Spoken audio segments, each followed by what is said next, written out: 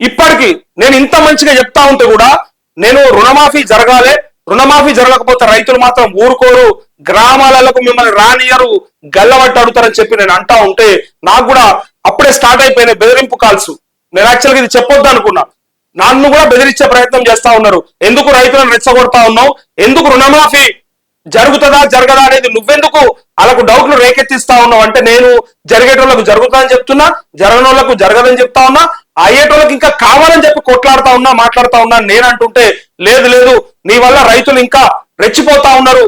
గ్రామాలలో ఇంతకుముందు కేసీఆర్ చేసి సప్పుడే కూకుంటే రైతులంతా ఊకోలేదా, కానీ ఈసారి మాత్రం నువ్వెందుకు కావాలని రైతులను రెచ్చగొడతా ఉన్నావు, వాళ్ళని రోడ్ల మీదకి వచ్చినట్టు చేస్తా ఉన్నావు, ఇవాళ బ్యాంకుల దగ్గర పోయి ధర్నాలు చేసేటట్టు రేవంత్ రెడ్డి ఇంటికి వచ్చి కూర్చుంటట్టు చేస్తా ఉన్నావు అని చెప్పి నన్ను కూడా ట్రాక్ చేస్తా ఉన్నారు, నాతో కూడా కొంత ఆ టైప్ గా మాట్లాడుతా ఉన్నారు. సో నేను ఏదానికి భయపడతలేను. నేను ఆ రోజే చెప్పిన పిట్ట ఊపులకు ఉడత ఊపులకు ఈ పిట్ట బెదిరింపులకు ఏం భయపడేది లేదు. సరే ఏదైతే అవుతుంది, ఏమైతే మీరంతా లేరా, నాకు మీరందరూ లేరా, రైతులు లేరా, నేను మాట్లాడేది మీ పక్షాన్ని అయినప్పుడు మీరంతా నా కోసం ఉండరా?